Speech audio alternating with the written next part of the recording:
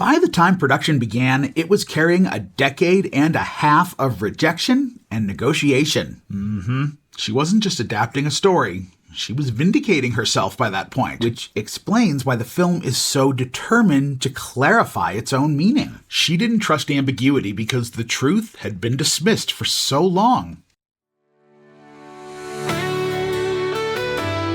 This is the Marxists at the Movies podcast.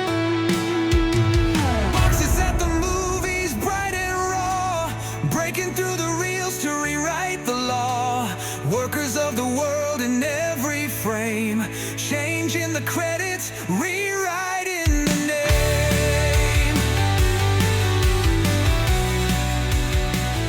Papa, can you hear me? Papa, can you see me? Papa, can you find me in this studio? And if you can hear me, congratulations, you found Marxists at the Movies. I'm Edward Michael Francis. And I'm also Edward Michael Francis, the other half of this dialectic duo, here to remind you that behind every piece of sky is a massive studio budget and a woman clutching her directing monitor for dear life. In the grand scheme of things, I'm like Barbra Streisand's right side, and I'm her left. That'll make sense later, right? I see what you did there. And for those of you just joining the collective, here is what we do at Marxists at the Movies.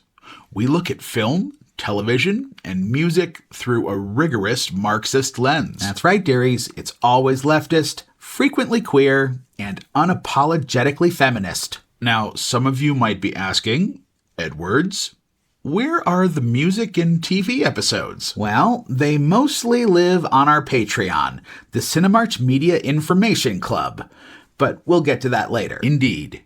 Today, we're diving into our feature article, Yentl from 1983, The Cost of Truth, an analysis of Barbra Streisand's directorial debut.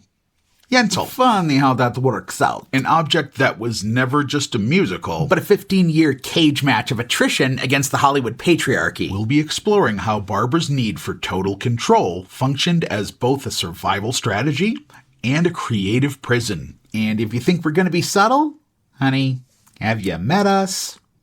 Or Barbra, for that matter. If you're listening from the Info Club, you get this episode a full month ahead of the public. And as always, we are joined in spirit by our executive producer and revolutionary house cat, Myron Rosander Francis, who thinks Papa Can You Hear Me is actually about their dinner bowl. Solidarity is hungry. Before we start dismantling the yeshiva as an ideological site, a quick pause to thank our patrons.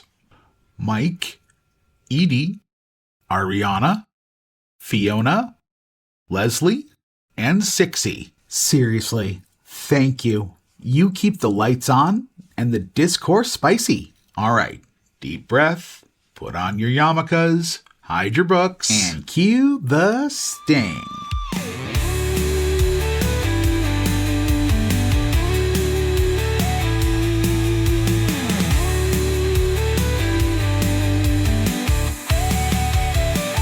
Before we begin, a quick spoiler warning, folks. More appropriately, an anti-spoiler warning. Quite right. Spoiler warnings are not really our speed here at Marxists at the Movies.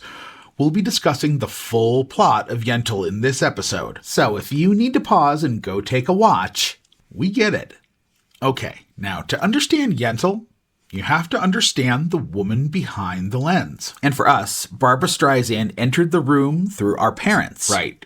Like a lot of baby gays of a certain age, our cultural inheritance was not subtle. Of course it wasn't. Our parents were the tastemakers of the house, and Barbra was canon. We didn't just absorb her music casually, we lived with it. We remember 1994 when our parents brought the album and the VHS of the concert special. Even then, long before we had the language for it, we noticed how precise everything was.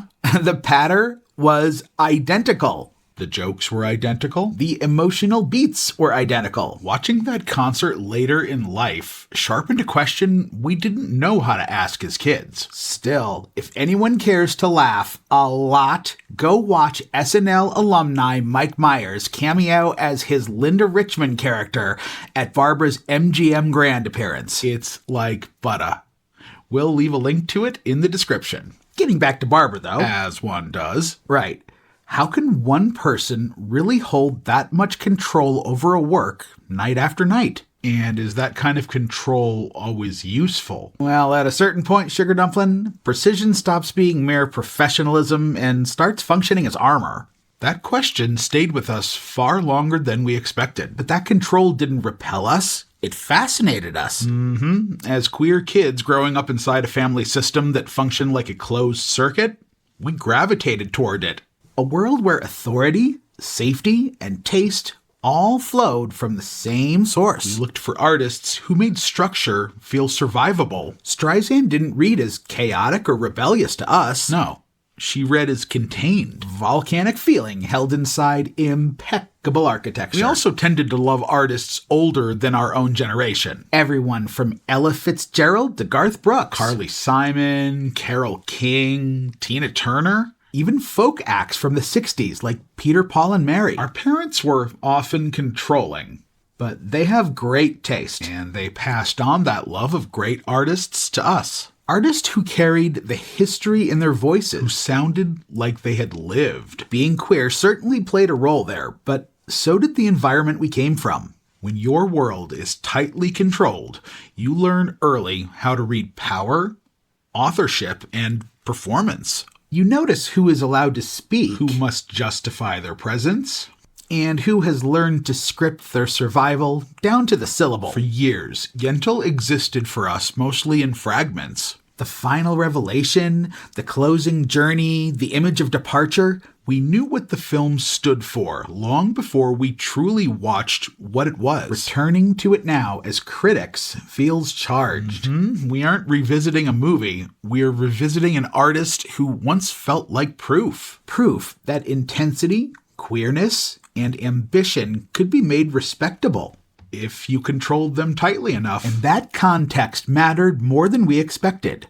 We'll examine the mechanics of the plot next. All right, let's talk plot. Picture it. Sicily, 1921. Nice try, Sophia. Okay, fine. Eastern Europe, early 20th century. Our protagonist is Yentl, the daughter of a scholar. And after her father dies, she disguises herself as a man to study Talmud at a yeshiva. She takes on this assumed identity and forms an intense intellectual and emotional bond with a student named Avigdor. But then it gets complicated when Avigdor is rejected by his fiancé's family. So Yentl ends up paired with the intended bride, Hadass. The girl and the girl get married. Yeah, this was just like the L word, but, you know, Jewish. The J word? Right. Anyway, it becomes an emotionally complex triangle shaped by secrecy and unspoken desire. Drama! Eventually, she reveals her identity and chooses to leave Europe for America. And Barbra directed, starred in, produced, and co-wrote. She really had her hands on everything, from the screenplay with Jack Rosenthal to the final edit. And lady, the music was a whole other level. Michel Legrand on the score, with the Bergmans on the lyrics. The songs function as interior monologues rather than public performances. Right. It's a non-diegetic structure.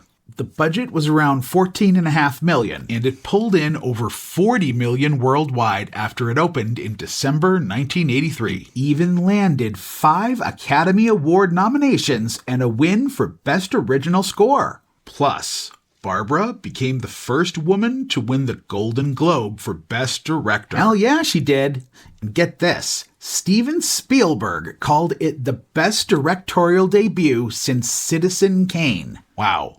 But even with that praise... Let me guess. The studio heads were terrified. Bingo! They were shaking.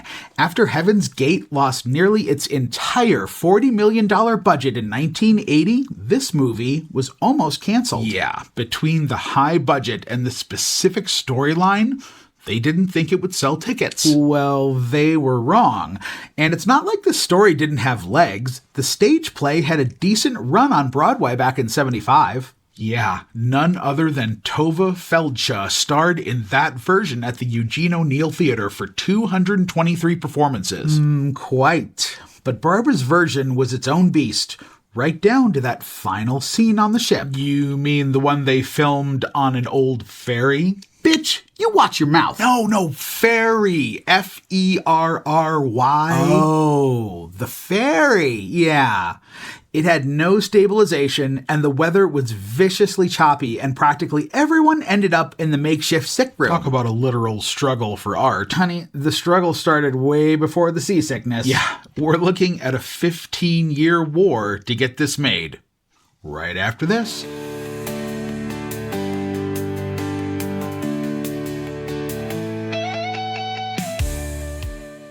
Breaking news, Cinemarch is selling out. That's right, folks, and you've been begging us for merch, so here it is. The Cinemarch Media Shop is officially open.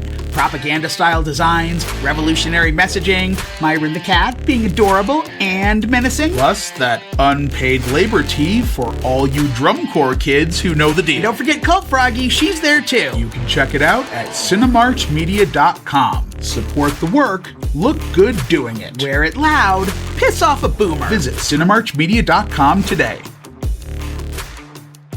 Welcome back. We need to pull the camera back because the story of Yentl begins long before an inch of film was shed. And that history isn't just a fun fact. It is literally embedded in every frame of the finished work. Barbra first encountered Isaac Bashevis Singer's Yentl the Yeshiva Boy all the way back in 1968. She read it in one sitting and immediately saw the power in it. She didn't see a novelty premise. She saw a feminist fable about forbidden knowledge. A story about who gets access to the truth and who gets punished for seeking it. And quite naturally, Hollywood did not see it that way. Hollywood said, honey, Booby, no. For years, the project was considered radioactive and completely unfilmable. Studio executives said it was too Jewish and not romantic enough. Because of course they did. They hated that it resisted sentimentality and refused to smooth over the brutality of exclusion. Even as her star power grew, the project stayed toxic to the suits. And when interest did surface, it came with conditions. Move the setting, dilute the Judaism. They basically wanted to turn it into a safe, straight romantic comedy. They wanted to soften the intellectual core. And Barbra refused every single compromise. She insisted that the meaning was inseparable from its cultural and religious grounding. Which stalled the project for more than a decade. Well, during that decade, the film transformed. By the time it got the green light in the early 80s, it wasn't just a movie anymore. Nope.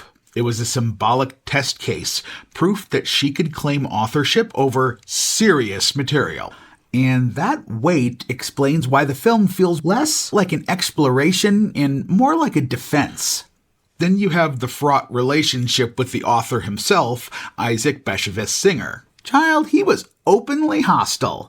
The man wrote a self-interview, a conversation with himself just to have enough space to say everything he needed to say. He went straight for the throat on the music. His exact words were, quote, "The songs drowned the action." And he was specific, quote, "Too much singing in this movie. Much too much. It came from all sides." But wait a minute.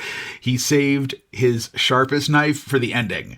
He compared Streisand sending Yentl to America to imagining Anna Karenina marrying an American millionaire instead of throwing herself under a train. He asked, wait, get this, quote, "What would Yentl have done in America? Worked in a sweatshop 12 hours a day where there is no time for learning?" Yeah. He also called the ending, quote, "kitsch." He said the whole production had nothing but a commercial value. And his ultimate verdict on Streisand's performance was that she was exceedingly kind to herself. Wow, Kitty has claws. Okay. But in all seriousness, the conflict was about the ownership of meaning itself. He wanted spiritual discipline. She wanted to translate an interior life into cinematic language. And Singer was just one front in a 15-year war. By the time production began, it was carrying a decade and a half of rejection and negotiation. She wasn't just adapting a story. She was vindicating herself by that point. Which explains why the film is so determined to clarify its own meaning. She didn't trust ambiguity because the truth had been dismissed for so long. And when the cameras finally rolled, the struggle became internalized. Streisand has been explicit about how frightening the experience was. She was directing, producing, and starring, and she was scared to death. Frightened she wouldn't even survive the shoot. She felt constantly scrutinized and responsible for every single answer on set. Yep. This wasn't an environment of exploration. It was a high-stakes test. Failure wouldn't be a misstep, it would be confirmation for the doubters. She observed that for some, women being actresses is frivolous, but handling millions of dollars is threatening. And the logistics were a nightmare on top of that. Cramped studios in London, location shoots in Czechoslovakia, rapid set construction on tiny stages. A set had to be wrapped immediately just so the next could be built. Barbra was darting from stage to stage in a tightly controlled choreography. And she was exacting with the actors. She'd watch playback and replay scenes in multiple variations. She pushed Mandy Patinkin away from theatrical stage mannerisms and towards cinematic subtlety. Extended over time. Improvisation with background players who had no lines. Horse-drawn wagons in limited spaces, complex blocking, budget strains that only intensified her sense of responsibility. She recalled a man shaking her hand with a sweaty palm on the first day. And she said, "Are you nervous? No one's more nervous than me." She responded to all of this by tightening her grip. Yeah, she took on every role because she believed relinquishing control would invite distortion. Well, if the truth was going to survive, she had to hold it steady herself. Consistency became method. All the frustrating qualities, the insistence, the literalism, they aren't accidents. They are artifacts of pressure. She wasn't trying to impress anyone. She was ensuring the story couldn't be misunderstood. And it worked. The film exists, and it's unmistakably hers. But when truth is treated as something that must be defended at all times, it leaves little room for discovery. It's the mark of an artist who was only allowed to speak after proving she could not afford to be misheard. Okie dokie, daddy-os. Let's get into the heavy lifting, the direction. We have to start by saying the central problem with Yentl isn't ambition, it's certainty. And we do mean certainty. This is a woman who filmed her male scenes on the right side of her face because she decided that that side was more masculine. Now, again, we adore Barbra Streisand. We do. As we said, we have been fans since childhood. But we do think that it's kind of comical that Barbra Streisand thinks she's got a good side. I mean, that writes itself. And we have a witness, Kathy Griffin. The video link is in the description. Please watch it immediately. She's just telling you about some shit she watched, but no one does it better than her. You hang on every word. So she tells the story about the time Barbra went on Oprah. And the first thing Griffin notices is that the entire set has been rearranged. Because whenever Barbra Streisand does a talk show, she makes them change the set around to her good side. She makes them move the furniture. On Oprah's show. On Gail's boyfriend's show. Oprah Winfrey, who is famously the most dominant organism in any room she enters, moved her furniture. For Barbra's good side. And that's before we even get to the ivory microphone. Tell them about the ivory microphone. Oh, my Satan. So Barbra shows up to perform, and her microphone is ivory to match her outfit. Because, as we know, Barbra has her colors. Yes, she hates orange. And Oprah goes, "Ooh, I sure am glad I didn't wear orange." And Barbra goes, "Yeah, I'm glad too." So Barbra has the ivory mic to match her outfit. Then Oprah, at the end of the show, 4 seconds left, goes, "Girl, where did you get a white microphone in Chicago?" And Barbra looks at her and says, "I had them paint one of yours." And boom, show ends. We love her. We genuinely love her. And this is exactly the woman who made Yentl. Every frame, Every angle, every decision. The set rearranged, the mic painted, the camera on the right side of her face. This isn't vanity. This is a woman who has decided, at a cellular level, that if she cannot control the conditions, she cannot trust the truth to survive them. And that is the central problem with Yentl. It's not too much ambition, it's more allergy to ambiguity. Right, and we want to be very clear. As a directorial debut, we find it to be very strong, but rigid. Streisand commits early to a specific visual and narrative grammar and then clings to it with a white-knuckled intensity. The camera stays low, the compositions are tight, and that perspective rarely ever opens up. From the opening moments, the film feels afraid that if it loosens its grip, the meaning might slip away.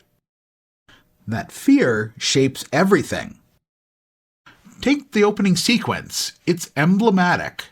She introduces the village almost entirely at ground level, which is interesting in theory. Yeah, she's trying to root the story in ritual, labor, and material reality. But she commits to the idea so thoroughly that it denies itself any contrast.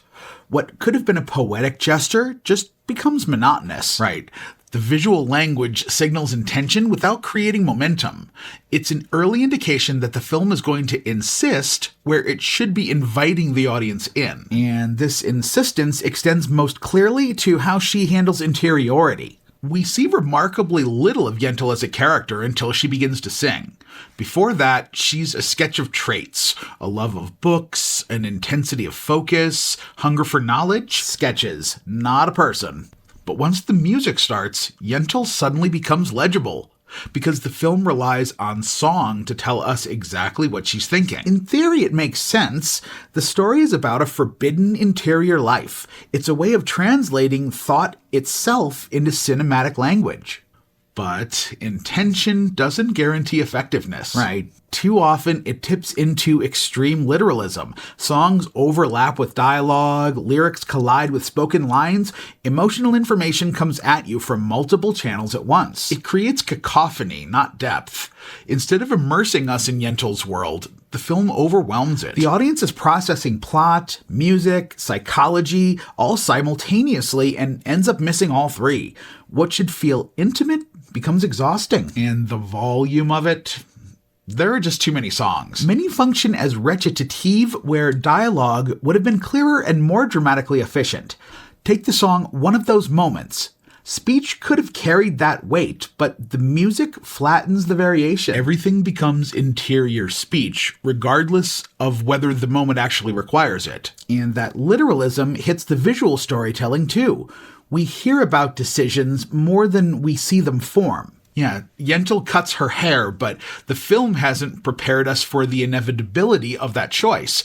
It happens because the plot requires it, not because the character arrived there through behavior. Meaning is often declared rather than allowed to emerge through blocking or silence. But when she does trust visual metaphor, it's striking. Yes, the image of Yentl framed behind the bars of the temple as her father grows sicker, that's a powerful articulation of gendered exclusion and isolation. Yeah, but the flashes are too rare. Most often, the film underlines instead of suggests. And let's be honest, the screenplay sometimes exacerbates it. Yentl is supposed to be brilliant, but she's written as implausibly naive. Forgetting her assumed name, inventing backstories with cartoon logic, it's kind of a shortcut. It feels like a text that maybe needed another pass, but couldn't risk dilution. There's also a strange uncertainty about the audience. Ritual is shown without context, while emotional beats are explained relentlessly. Cultural specificity without guidance. Emotional psychology without restraint. And none of that is incompetence. It's defensiveness.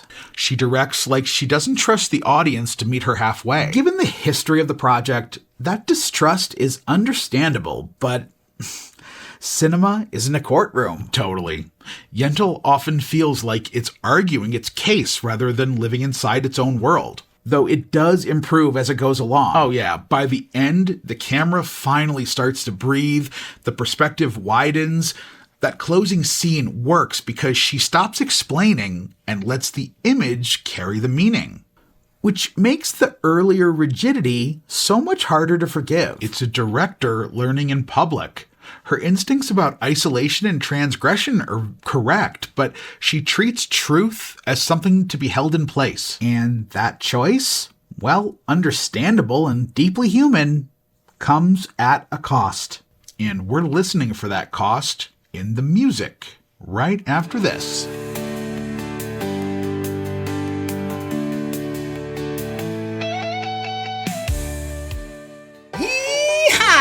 Well, folks, we got ourselves a new friend joining the show. That's right. Cult Froggy's here, and she's been hopping through the swamp, peeling back the layers and opening eyes. From the preacher's pulpit to the boardroom floor. She's talking high control groups, thought reform, the systems that keep folks trapped. Cults are everywhere. And yes, folks, the marching revolution is still here. But now it's bigger and better. Cult Froggy ain't sitting in the shade. Check her out at cinemarchmedia.com today. Welcome back. If the directing in Yentl suffers from over-insistence, the music suffers from something quieter. But just as consequential. Yeah, we're talking about a lack of structural thinking. The score by Michel Legrand is often lovely and harmonically lush, emotionally fluent, carefully attuned to our girl Barbra's vocal strengths. But does it function as a cohesive system? It does not. It expresses feeling moment to moment without accumulating meaning over time. There are reprises and recurring melodies, sure, but repetition alone doesn't create symbolism. No. The score doesn't develop a musical memory that the film can draw on or subvert.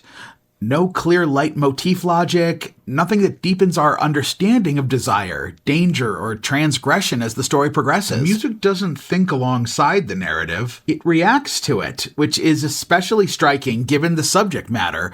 A story so concerned with ritual and tradition seems primed for a score that encodes meaning through harmony or rhythm.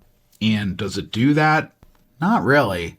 Jewish musical language appears only as a surface gesture, a hint of cantorial contour here, a liturgical echo there. These elements signal cultural context, but they aren't structurally embedded.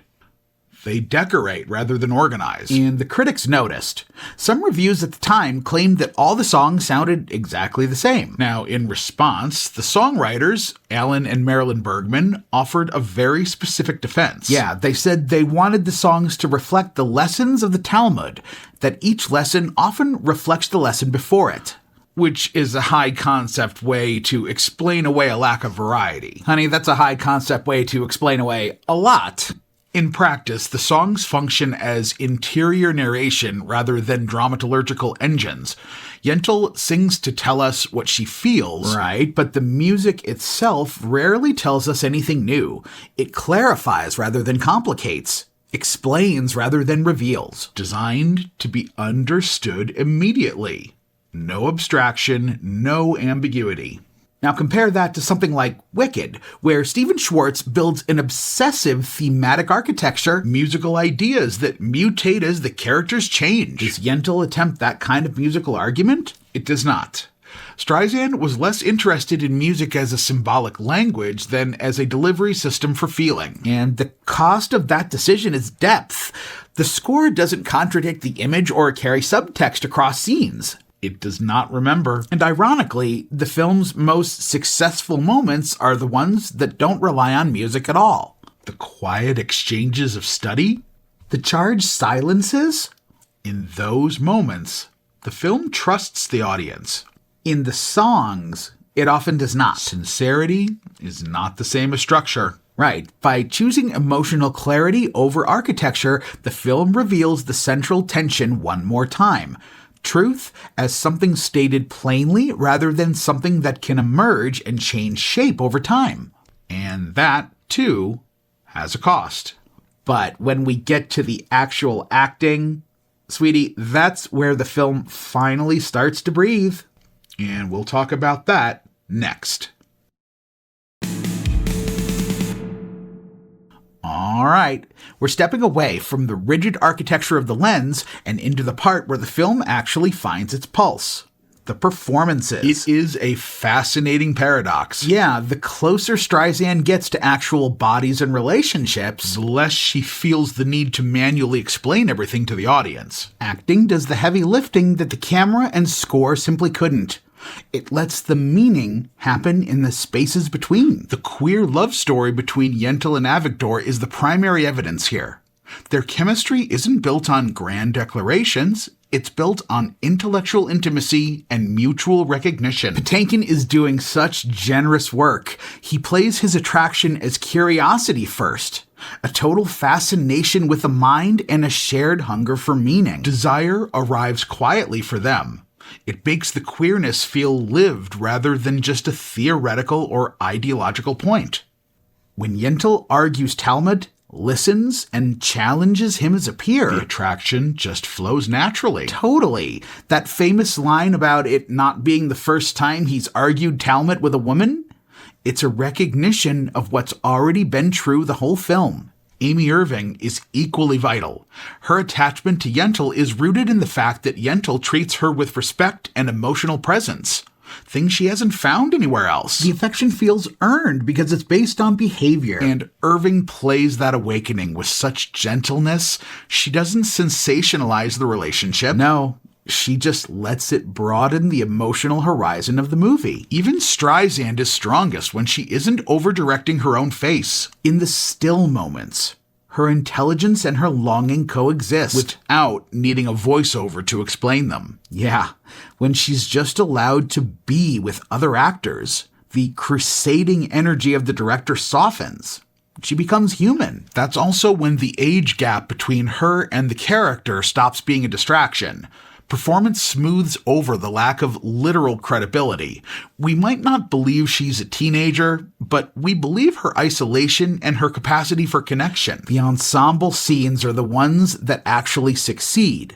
The wedding sequence and the tailor shop work because the performances carry the weight without a single line of commentary. The bodies register what the words have only been circling.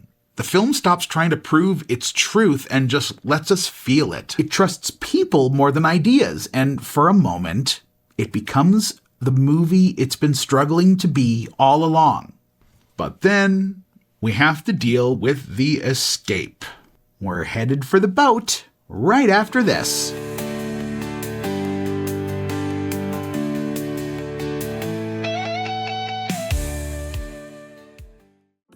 You know, folks, building a revolution takes a village. Right, and we've got a free 1-week Patreon offer just for you at the new Cinemarch Media Information Club. For $7 a month, you get full access to either Cult Froggy or Marxists at the movies. Or for $12, you get both shows. Every single tier includes a free 1-week trial with no commitment and surprise cameos from Myra and the Revolutionary Cat and Cult Froggy. 2 content streams plus 2 adorable mascots for the price of 1? What a bargain! Head over to patreon.com/Cinemarch Media and join the Cinemarch Media Information Club today. Welcome back. Now we have to talk about the final act, which represents a massive wall in the film's internal logic. Yeah, the story has built this radical, claustrophobic pressure within the village for 2 hours. It presents a world that has to either break apart or be fundamentally changed by Yentl's presence. But instead of resolving that tension through a material change in her community, The film chooses the immigrant escape as a narrative trapdoor. without any prior development to justify it, Yentl just boards a ship for America. We think this is really where Streisand's personal neoliberal politics are on display. Oh, for sure. By exporting the problem of patriarchy to a new continent, the film de-radicalizes itself. It stops being about dismantling a system and starts being about a woman who just leaves it behind. That choice effectively abandons the women she left in the village to the same fate she fled. And that disembodied voiceover at the end is the ultimate tell of the director's death grip. Because the film hadn't earned that ending through action, Streisand had to manually override the story. She uses her own voice to dictate how we should feel about the exit. Yeah, it's audience grooming designed to make us feel inspired rather than deeply uncomfortable. And she's tapping into a very specific Jewish American mythos here. Oh, it's totally that Emma Lazarus energy about huddled masses yearning to breathe free. But in this context, the yearning feels like a convenient way to avoid a messy resolution. It sacrifices revolutionary teeth for a safe, commercial, uplifting safety net. The final example of Streisand insisting, in this case upon historical accuracy, where perhaps suggestion might have been a stronger choice. He's nothing if not consistent.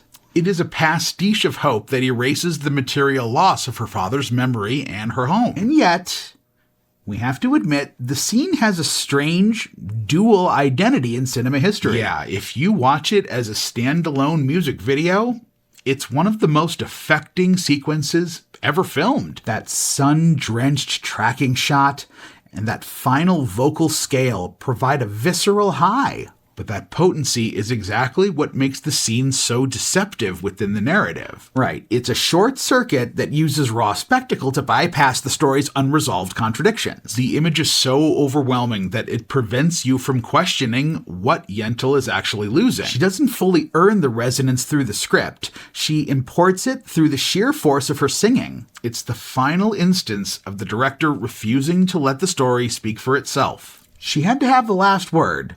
And she made sure that word was a high note.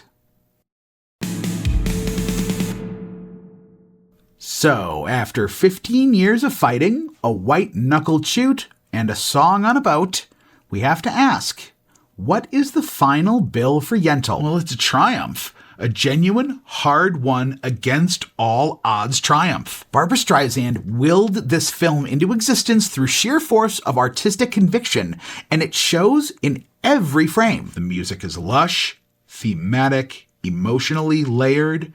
Michel Legrand gave her a score that breathes and aches and soars. What it lacks in thematic depth, it makes up for in emotional resonance. And the performances, Amy Irving, Mandy Patinkin, Streisand herself. They're doing the real work of making a gender-bending Jewish Orthodox musical about Torah study feel completely, achingly human. As a directorial debut, it's extraordinary. Not just good for a first film, but genuinely extraordinary. And she only got better. Prince of Tides is a masterclass, even when the material wobbled, and we will not be taking questions about The Mirror Has Two Faces. Her direction never did. So, where does that leave Yentl? It leaves it as a film made by someone who understood that she would not get a second chance to make a first impression. As queer people, we recognize that impulse. You can't just be good. You have to be unimpeachable just to be allowed in the room. And Streisand knew that better than almost anyone alive in 1983. So, yeah, the film is controlled. Carefully, deliberately, sometimes exhaustingly controlled. But control in the hands of someone this talented isn't necessarily a flaw. Sweetie darling, it's a signature. Exactly. It's the sound of a woman who finally got the last word, and she made sure it was a high C. Which brings us, finally, to the moment of truth. That's right. It's time to pull out the tools and get to work. Lock the doors and grab the industrial equipment. It's time for the hammer and sickle.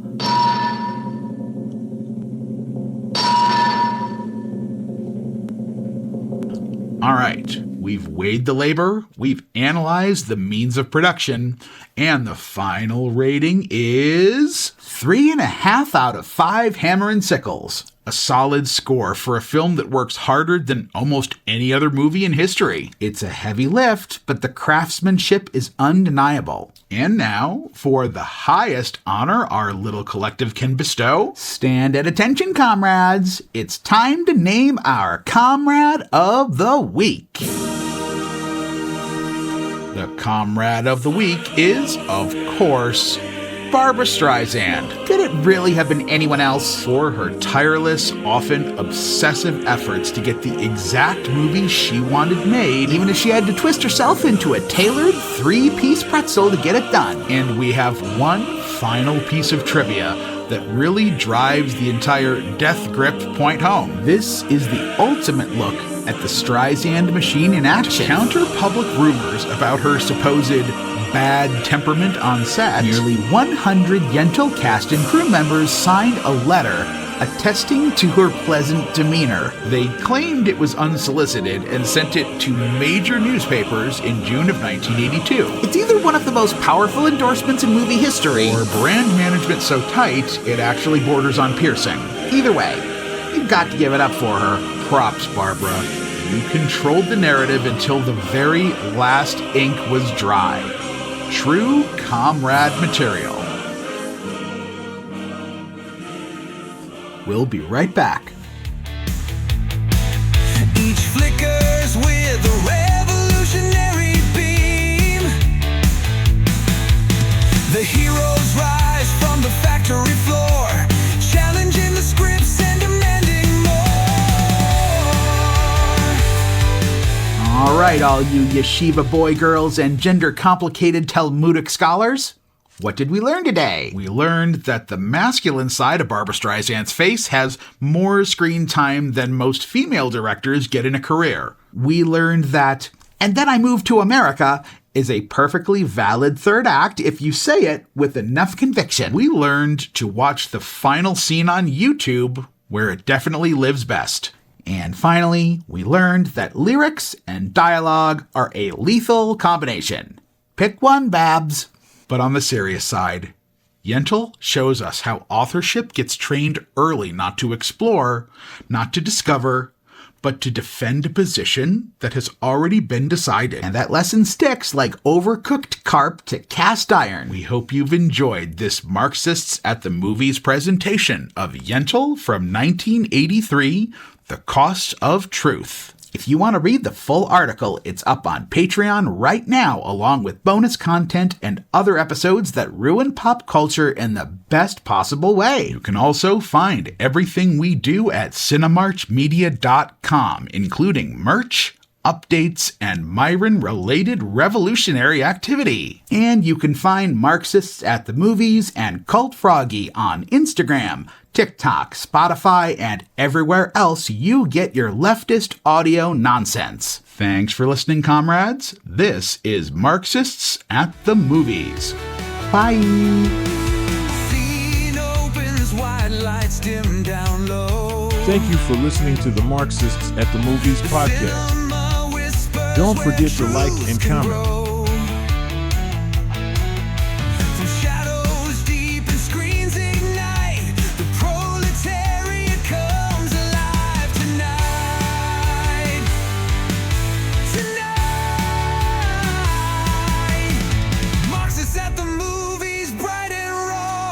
Breaking through the reels to rewrite the law. Workers of the world in every frame. Changing the credits, rewriting the name.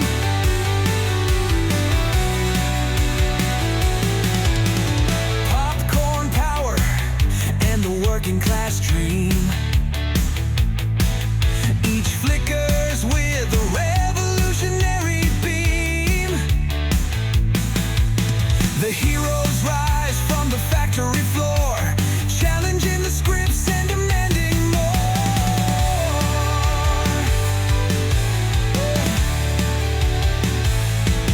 Behind the velvet curtains lies the fight.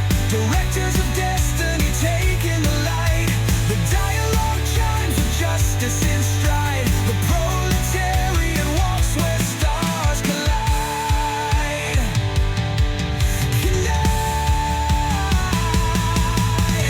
Marxists at the movies, bright and raw, breaking through the reels to rewrite the law. Workers of the world in every frame, changing the credits, rewriting the name. Blockbusters topple in an epic. Copyright 2026, Cinemarch Media.